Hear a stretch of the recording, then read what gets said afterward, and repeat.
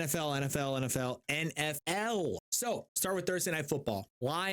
Packers. Lions beat the Packers 34-31. The Lions go for it on fourth down towards the end of the game when they just didn't need to. And Dan Campbell, is Mr. Risk Taker, Mr. Go for it, and almost came back to bite him when Jared Goff literally fell down, executing the handoff at the end of the game on their fourth down attempt. Luckily, he got the handoff Montgomery, first down. They ran the clock down to nothing, and then they kicked the field goal and won by 3. My thing with Dan Campbell, I'll put it this way, is Dan Campbell smart or reckless with his fourth down decisions? Every single fourth down decision he's made comes with context. But if you look at, for comparison, the fourth down decision he made against the Packers on Thursday night, and then you look at the NFC Championship last year, everyone says, well, fair enough. He lives by the sword. He dies by the sword. He follows his protocols. He does exactly what he's done all year to lead him to success. And you can respect. I actually just respect, because going forward on fourth down against them it was a reckless decision. Now it led to success. And in hindsight, you look at it and go, well, it got done, so who cares? But what if it didn't?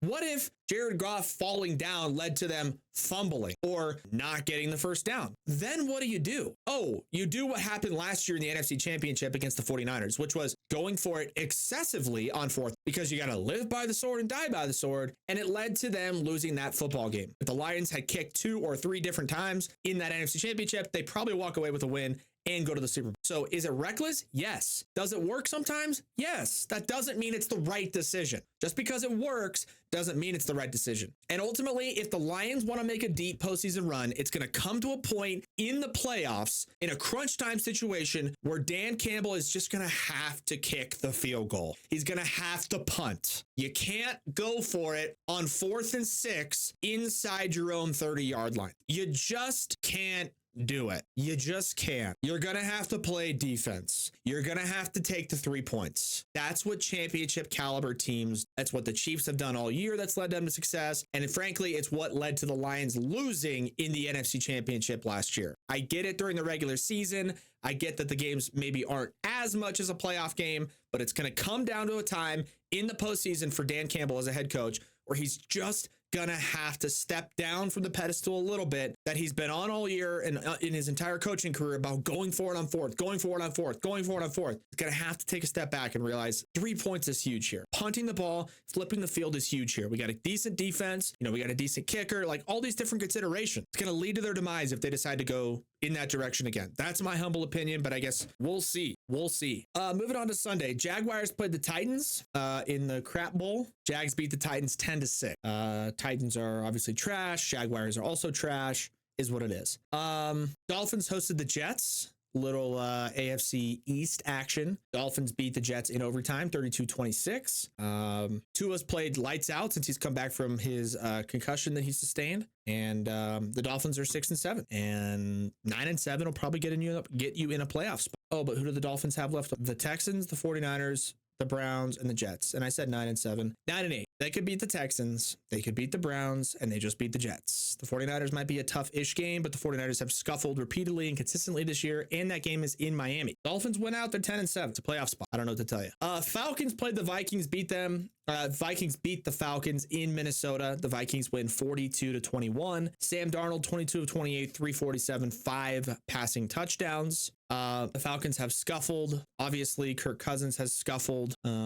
The mismanagement, I think, of the Falcons is probably the storyline of that game in this season, where you sign Kirk Cousins. Kirk Cousins struggles despite having a ton of offensive weapons because he doesn't have protection that's probably necessary in some cases. He's also old, probably got too big of a contract, too much guaranteed money. And then with that draft pick that they should have used to probably protect their quarterback that they signed to a giant contract with a bunch of guaranteed money, they used that pick on another quarterback. So then it draws the question and puts into the heads of everybody, including Kirk Cousins, oh, there's another option. I better play well, and I'm going to press a little bit harder, and in doing so, going to continue to make more mistakes. Falcons mismanaged this entire season. It's okay. Nobody expected the Falcons to go on and win the Super Bowl, despite whoever they picked that, ended up with that quarterback and who they took in the draft, but they could certainly be better than 6-7. And they actually started off pretty well and obviously have scuffled in the last month or two. On the flip side, the Vikings are 11-2. Sam Darnold has been dealing at quarterback. And if you take anything away from the NFL season in 2024, it is give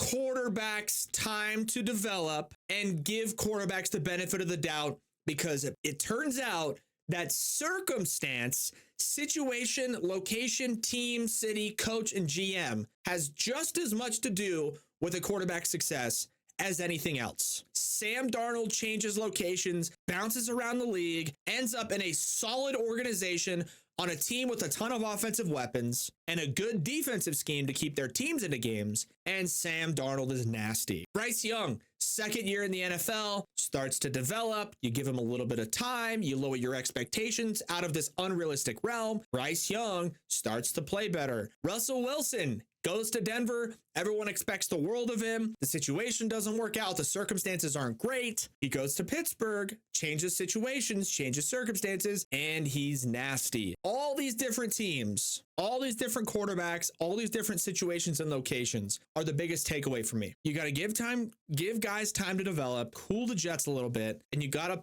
build a legitimate foundation and support system around a quarterback. Otherwise, he's not gonna be good, right? So for Sam Darnold, it's a good thing to see. I think a lot of people, it's unexpected, but a lot of people are looking back on it and going, well, you know what? He was like pretty respectable at USC and he had great numbers in college and he was a high draft pick. So I guess it's not that shocking. He just needed the right place, the right culture, and the right circumstance. Here we are with Sam Darnold having by far the best week of any quarterback. Well, actually, Josh Allen's was probably better, and we'll get to that. But 347 passing, 5. I mean, that's crazy. Saints went to New Jersey and played the Giants, beat them 14-11. Derek Carr's hurt. Saints season's over. The Panthers played the Eagles. All right. Panthers lose. Eagles win. Eagles beat them 22-6. The Eagles were point favorites in that. And somehow, some way, the Eagles have won 7 or 8 in a row. They're 11-2. They win a football game in the NFL, and all anybody can seem to do inside and outside that organization is complain about what they're doing. And somehow it starts to leak out that there's issues, problems, butting of heads within the offense, despite having probably the best running back in the NFL at the moment, being 11-2. And to me, all these issues that for some reason continue to perpetuate in Philadelphia with the Eagles, for me, it's not a reflection on necessarily even maybe the fan base or the quarterback or certain players or this guy complaining that he's not getting the ball. Like all this stuff for me goes back to the head coach. What is Nick Sirianni doing? What is he doing? Where is he? How are there dudes on the Eagles going around town, doing appearances on local radio stations and just openly talking about, well, AJ Brown and Jalen Hurts aren't close anymore and they don't like each other? How is that getting out? How is that happening? How is AJ Brown unhappy to begin with? Why are the fans unhappy with the team winning 7 games in a row? Why, when they barely beat bad teams, in some cases, is Nick Sirianni like flexing? Or when his home fans are booing them for a bad performance, but they go on to win, Sirianni is the guy flexing on his own fans. Like every problem that the Eagles have sustained so far, for me, all points back to the cultural leadership of the head coach. Sirianni is just letting this team somehow break apart at the seams. Like they have everything they need to go on a deep playoff run. Everything. Especially in today's day and age in the NFL, where you have to have a good run game on offense. Do they have a good run game? Oh, let me think. They have the best running back potentially in the NFL. They have a fantastic wide receiver tandem in both Devontae Smith and, of course, AJ Brown. They've got a reliable tight end target. They got an accurate enough quarterback who's physical and makes the right decisions for the most part. And they got a great defense. So what's the problem? Why is there always an issue in Philadelphia while Nick Sirianni is there? Why? It just all screams and points back to him, man. And I just don't get it. I don't get how there continues to be issues in Philadelphia with the Eagles. How? They're 11-2. They've won 7 in a row. Oh, there's a guy on the radio in Philly that comes out, one of the players on the team. Yeah, AJ Brown and Jalen Hurts don't like each other. How? Like, why is that coming out? Where's the leadership? Where's the culture? What happened? I don't know, man. It's just weird. Bad vibes from Philly right now. Bad vibes. Steelers hosted the Browns on Sunday. Steelers beat the Browns 27-14. Steelers are 10-3. Sheesh. Raiders went to Tampa Bay and played the Bucks. Bucks beat the Raiders 28-30. Baker Mayfield had a nice game. 295, 3 touchdowns. Seahawks go on the road to Arizona, play the Cardinals. Zach Charbonnet out of the backfield for the Seattle Seahawks. 22 carries for 134 yards and 2 touchdowns. The Cardinals, they've improved. They're getting better. Kyler Murray, got Marvin Harrison, got James Conner. They're still a couple pieces away. Still need to improve the run defense. Still need to Kyler Murray a little bit better. They're trending in the right direction, but they're still a piece or 2 away. So they need to go to the draft, figure some stuff. We'll touch on this one here in a minute, the Bills-Rams game, but we'll go to 49ers and Bears. So 49ers beat the Bears 38-13. The Bears finished the first half of the game with 4 offensive yards. Caleb Williams finishes 134 passing yards and 2 touchdowns. Both of those touchdowns going to Rome Odunze. Team stats in total. So again, the Bears had 162 yards of total offense versus the 49ers 452 yards of total offense. Now, while the Bears, of course, have obviously forfeited this season, they're 0-6 on the road. They thought they had something. Of course, they didn't. As it turns out, you can't polish a turd. You can't polish a turd. The Bears tried to take a shortcut. They drafted Caleb. They drafted Odunze. They traded for Keenan Allen, and they acquired DeAndre Swift. And then they said, let's make the playoffs. Oh boy, are they not going to make the playoffs. In fact, their head coach, their offensive play caller, and everybody involved on the coaching staff turned out to be completely incompetent. Their offensive line is terrible. Coaching is horrendous. Their discipline is really bad. And they had 3 or 4 weird, fluky, inflatable wins in the first 5 or 6 weeks of the season, and everybody thought they had solved all their issues. Do people know they won a game early on without scoring an offensive touchdown? That's gonna come back to be problematic later on. And to go into a game against San Francisco, head coaches fired, offensive play callers fired, season seemingly down the drain, and to have 4 yards of total offense in an entire, it's gonna take a full organizational revamp. The Bears tried to take a shortcut, and it ended up setting them back even more. I don't know what they thought was gonna happen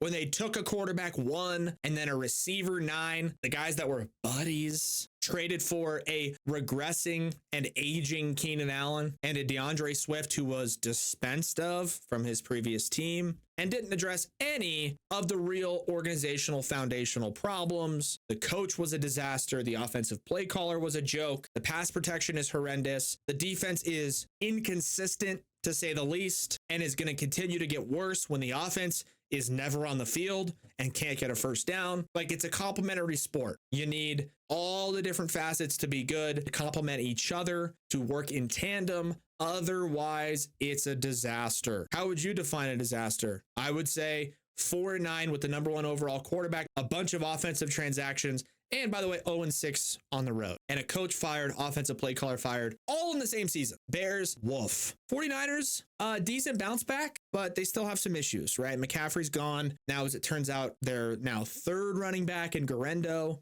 Might be out for a foreseeable just maybe a game or 2, but that would be McCaffrey on the IR, Jordan Mason on the IR, Garendo out, and they play Thursday Night Football. It's like, bruh. Still think the 49ers need to just wrap, and they're not going to go deep in the playoffs. So just Fred Warner. Fred Warner's battling an injury. He's hurt. Chiefs beat the Chargers 19-17. The Chiefs, I don't want to spend any more time talking about them. They're not good. Their defense is pretty good. Their offense isn't. Mahomes is playing a middle tier play this year. Not entirely his fault, I would say, necessarily. Just, he's not he's playing fine, good enough to win. Just other teams seem to be just like, when crunch time comes, critical time to convert, Chiefs always do it. The other team never does. Kind of what it comes down to for the Chiefs.